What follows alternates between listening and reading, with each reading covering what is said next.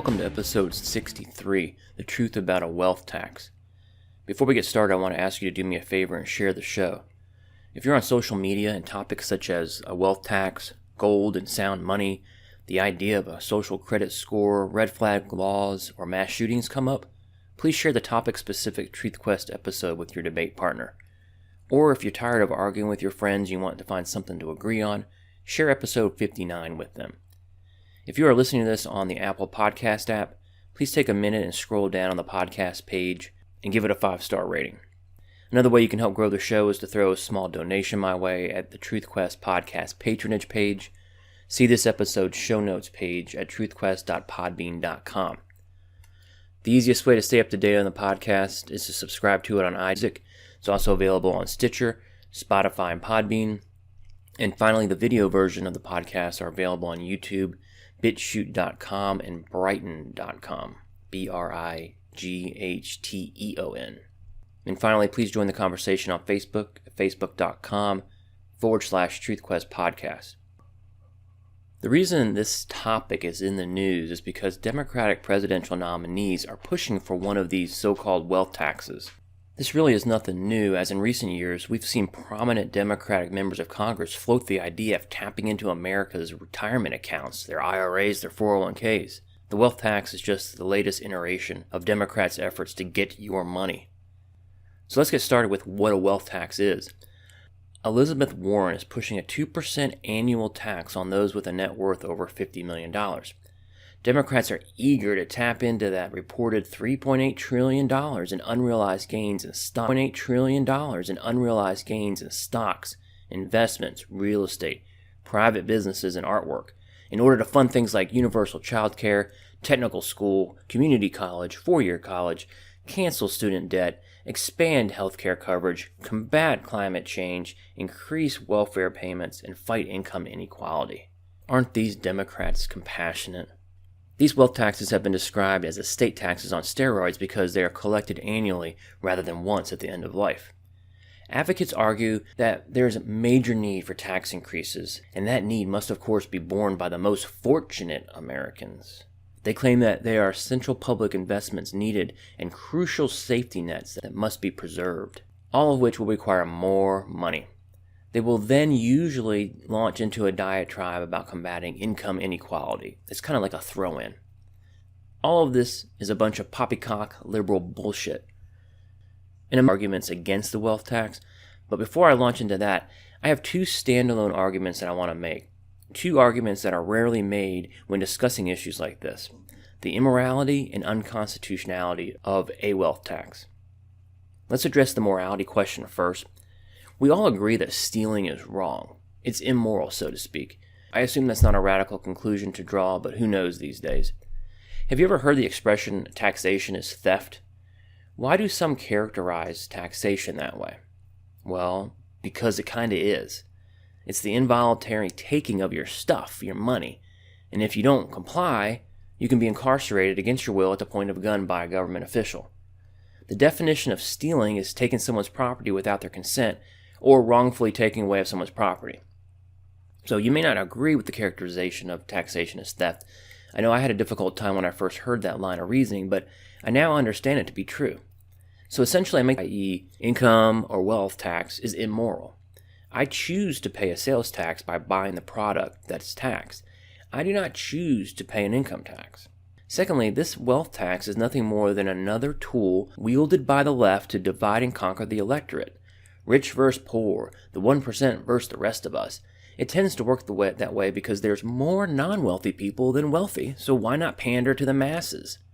They are purposefully driving a wedge between people by injecting envy and jealousy into their conversations. That is the very definition of immorality. No one voting for this type of tax is going to have to pay for it because it impacts such a small minority of people. These politicians are no different than your average bank robber. Remember the quote from the famous bank robber Willie Sutton? When asked why he robs banks, he replied, "Because that's where the money is." Well, why single out rich people with an unfair punitive tax? Because that's where the money is, stupid. A thief is a thief regardless if they are the common criminal or an punitive tax. Because that's where the money is, stupid. A thief is a thief regardless if they are the common criminal or an elected one. I particularly love the characterization of the rich as fortunate. "We need to tax the most fortunate among us," is the chant. What does that even mean? And are these people fortunate or diligent? I mean, do they work their ass off to build their wealth, or are they just fortunate? Does it matter which? It's none of the government's business, nor are they entitled to the fruits of its citizens' labor. It's outrageous. As stated in a recent Bloomberg article, Warren's wealth tax would be an abuse of government power. It is the tax code equivalent of looting mansions. What is wrong with the way these 75,000 families made their money? Referring to the small minority of the rich supposedly impacted by this tax. Back to the Bloomberg article. Why should we have special tax rules for a tiny fraction, 0.06% of households? End quote. Think about it. How much taxes have families already paid? How many foundations and charities have they already funded? Isn't that enough? It's immoral for the government to target one segment of the population and use the tax code to punish them. A just tax, if there is such a thing, should be levied evenly as on a percentage basis on everyone, so everyone bears the burden of government's largesse, not just one group. Well, what about the constitutionality argument in regards to a wealth tax? Well, let's start with the incessant list of programs that these loony leftists want to fund. Universal child care, free higher education, the cancellation of student loan debt, the expansion of health care coverage. I thought Obamacare took care of that. Anyways, combat climate change, increase welfare programs, and fight income inequality. What do all these have in common? You guessed it. When performed or funded by the federal government, they're all unconstitutional. So that should be the end of the conversation. That is, if we do not live in a post-constitutional America. The individual states are free to pursue insane spending initiatives. California, Illinois, and New Jersey have done just that, and they are doing just fine financially. That was a bit of sarcasm in case you didn't notice.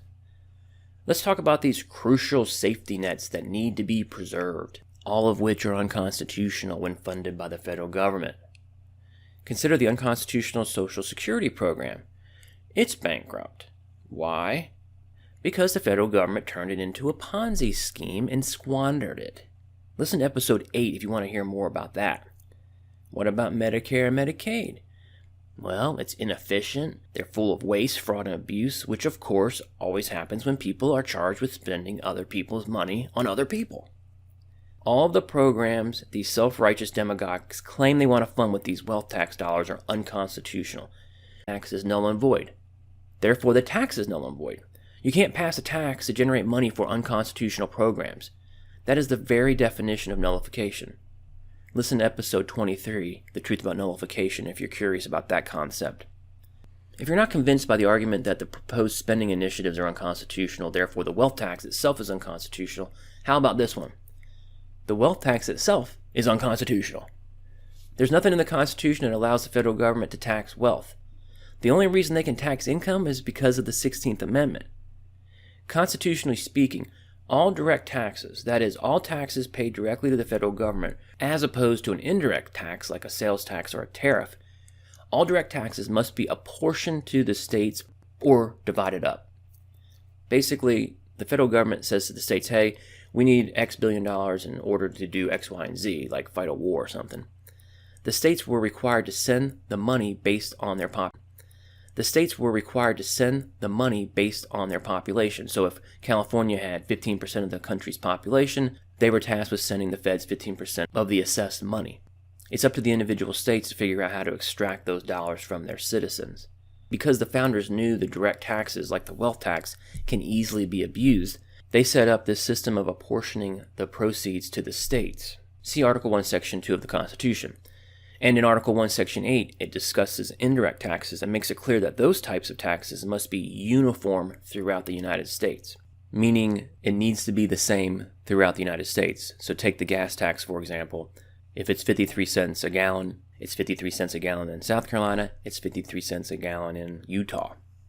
One final note of the constitutionality of the wealth tax, the 16th Amendment says this: the Congress shall have the power to lay and collect taxes on incomes, from whatever source derived, without apportionment among us every any census or enumeration.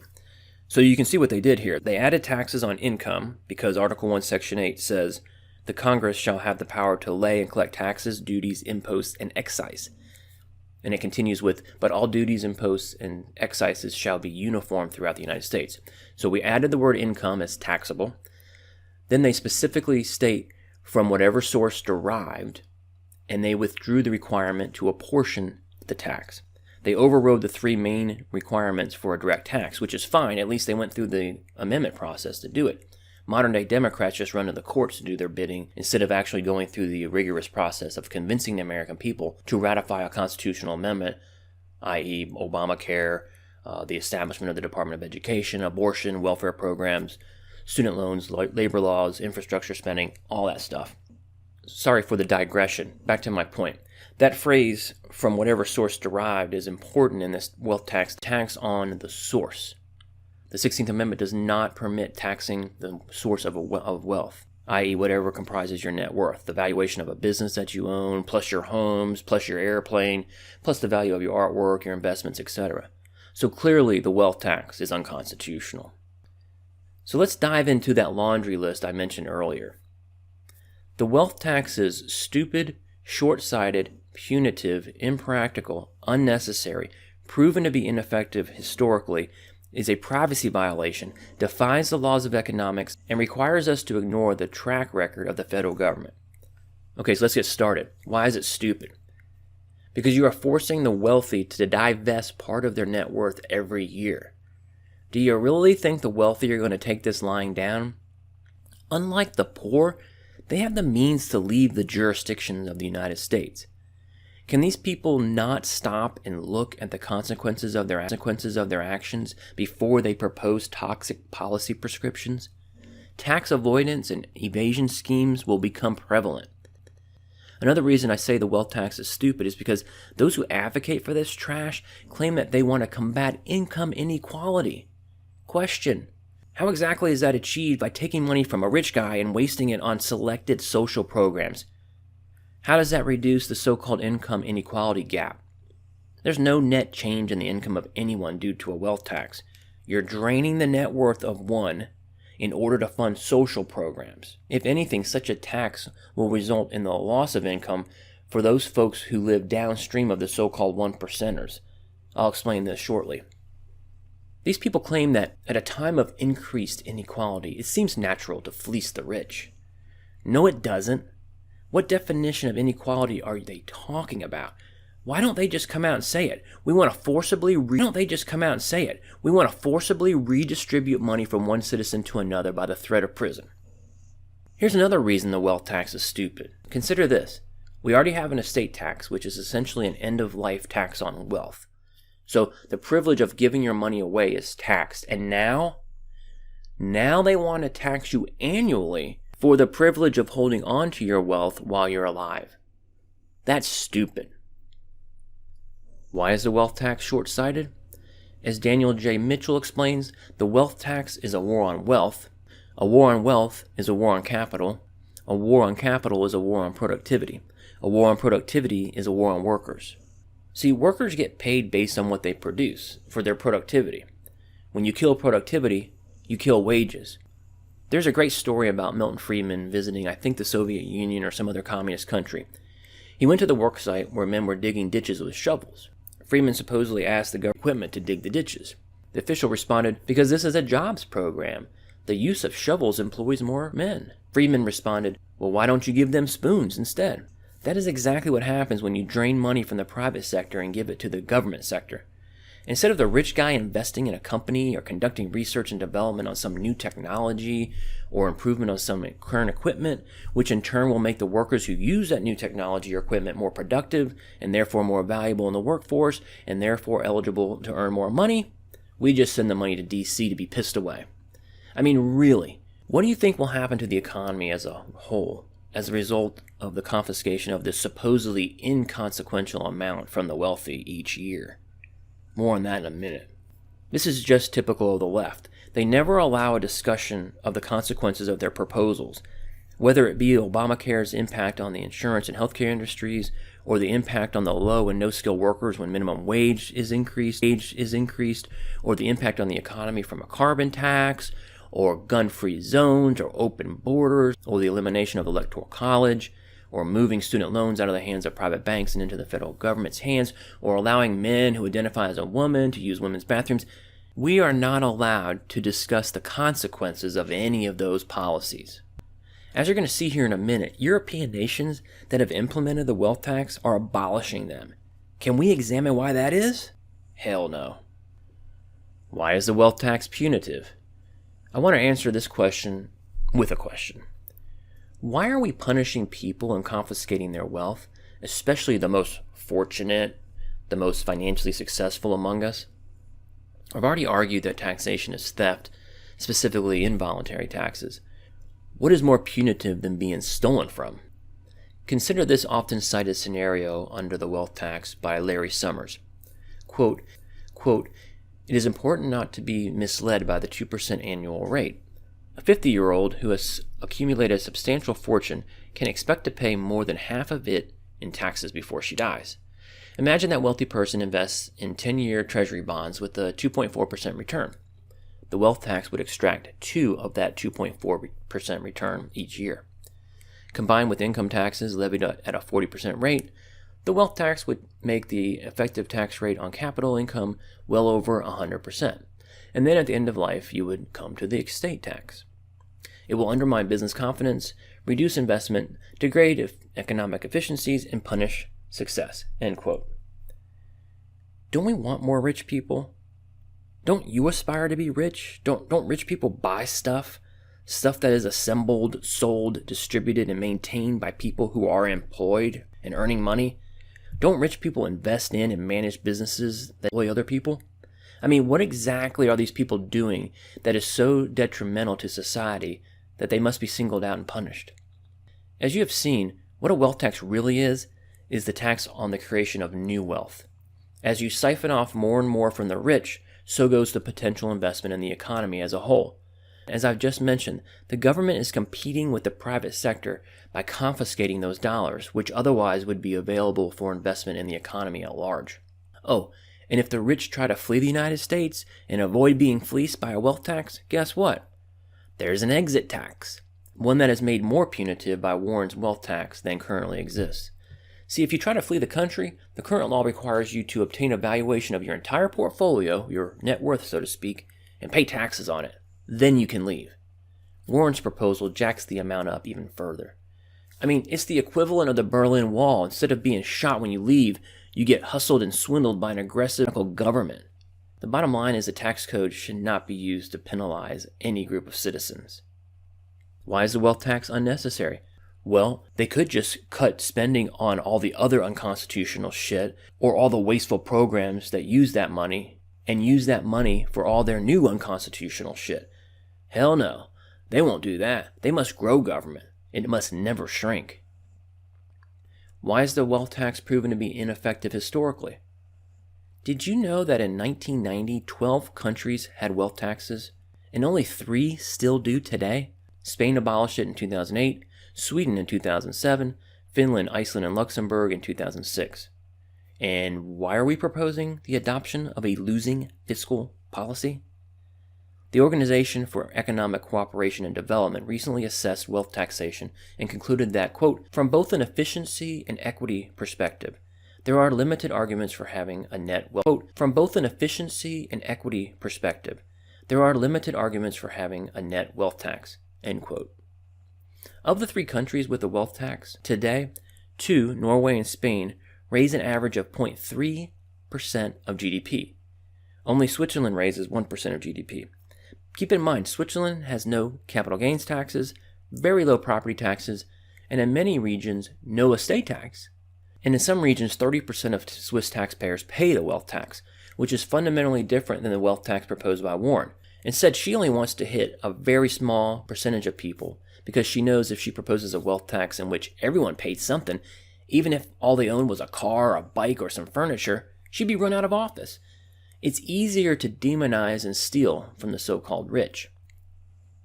Why is the wealth tax a privacy violation?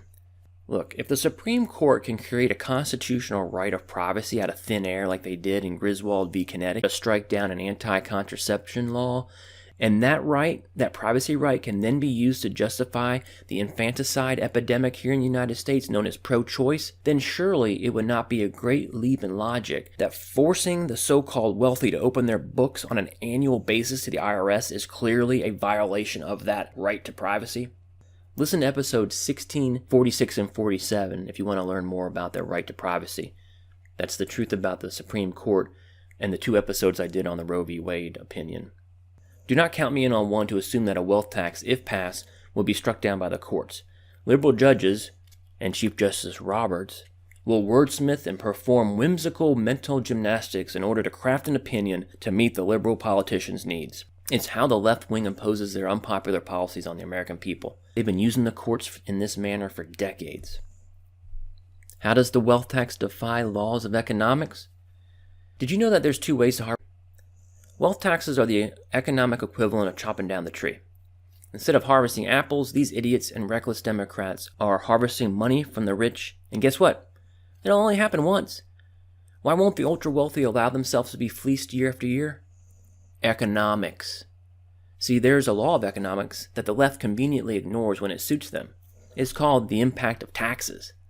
What you tax, you get less of. Tax cigarettes and marijuana, and what do you get? Fewer purchases in the open market and more in the black market. Tax soda, and what do you get? Fewer people buying soda in that jurisdiction, i.e. Philadelphia, and buying it in the next town over. Raise the tax on gas, i.e. France, what do you get? Riots. If you tax wealth, what do you think will happen? Before I answer that, consider what wealth is. It's the accumulation of assets over a period of time.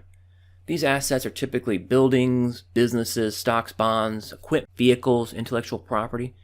How did they do that? They saved and invested. They accumulated over time. And now these self-proclaimed modern-day Robin Hoods like Elizabeth Warren want to siphon off their fair share of the value of these assets.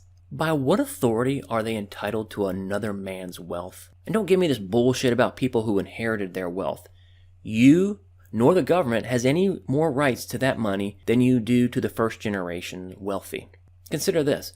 A wealth tax of 2% a year equates to 20% over the first decade. So you're purposefully shrinking the underlying asset or forcing the owner to pay the tax with their liquid assets, which are now no longer available for investment in the economy. So you are purposely undermining economic growth, which hurts the little guy looking for a job, which, come to think of it, maybe that's the point.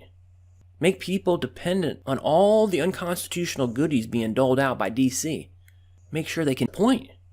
Make people dependent on all the unconstitutional goodies being doled out by D.C. Make sure they continue voting for Santa Claus. I mean, the economic ignorance and willful negligence on the part of Warren and other Democrats who advocate for this shit is quite astonishing. So why does the wealth tax require us to ignore the track record of the federal government? Warren's current proposal is only on those who have a net worth of $50 million or more. In order to believe that our overlords in D.C. will never lower that threshold requires us to ignore history. Social Security was promised to only be around 2%. It's now over 12%. The original income tax rate in 1913 was 1% of income over $3,000. It was only supposed to affect 3% of the population. Today, that rate tops out at what? 39%. And it impacts every single person who trades their time for money. By the way, what about the Patriot Act? It was sold to the American people as a very limited program to monitor foreigners. Fast forward 18 years, and we have a vast high-tech surveillance state that routinely violates privacy rights on a scale that every dead dictator from the beginning of time would be envious of. What about government spending? Has it decreased over, say, the last 75 years? No, only after World War II. It's been up ever since. What about government agencies? Have we ever heard of a single federal agency being closed? Federal programs, taxes, edicts, by definition and historically speaking, always expand, increase, and proliferate. That's what happens when you spend other people's money on other people. Fool me once, shame on you. Fool me twice, shame on me. Who is to blame after decades and decades of federal government lies to the American people? You are a fool if you think the feds will keep the threshold of the wealth tax at the $50 million. The wealth tax impractical.